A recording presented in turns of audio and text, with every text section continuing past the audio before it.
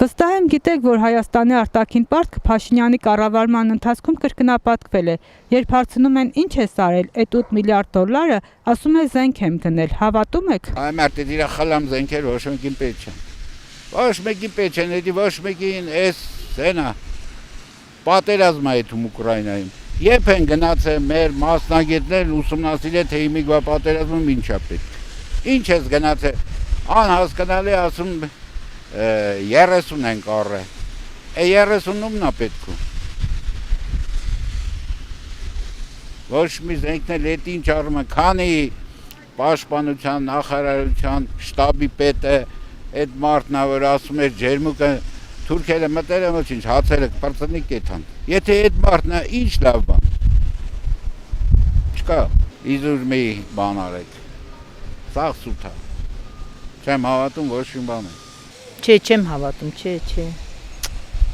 չեմ հավատում։ Ինչու՞ չեք հավատում։ Դե որ զենքը առած լիներ, լրիվ ուրիշ այլ կերպ կլիներ ամեն ինչը։ Ինչ կանեին։ Դե այդ արդեն երկրորդական հարց է։ Համենայն դեպս սենց չէր լինի խղճացած վիճակ։ Ինչ աջա գերեզմանոցները մենակ։ Ում ամարա գնե։ Զենքեվատ գնե որ ջայլեն չտաներ դստեր կոդորեր։ Դու հավատում ես որ առել է։ Եղա տելևիզոր ցույց է տալու, կարող ամերիկական զենքեր է ցույց ընդեղ ցույց տալու, վերում ստե ցույց է տալու, հավատացի։ Չեմ տեսել, չգիտեմ արդեն։ Ես ինչ գնացեմ իմ զենքն եմ տեսել, այդ մի հատ ավտոմատ է մեզ ձեռի զենքն է եղել։ Մնացած զենքերից տեղակ չէ։ Դու լենավճ ունես, որ Ադրբեջանում այդ այսօր կրվես, չես կարել արդեն։ Չես կարա։ Ինքը այսօր ուժեղ է։ Մենք ոնց 30 տարի ուժեղ ենք, պայեցիկ։ Հա?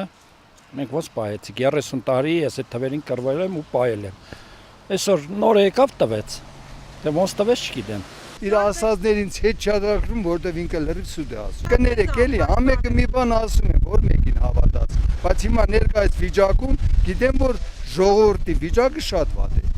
Էլի մնացածի էսեն ասավ, են ասավ, ինչ չի դակրում։ Ժողովրդի վիճակը ամեն ինչ թանկած է։ Լսում ես, մարդիկան գիտես ինչ են ասում են հարի չկա հետինը չհիշվի առաջինը։ Մենք նոր համար հեղափոխություն արեցինք, բայց սրա համար ինչ կանենք։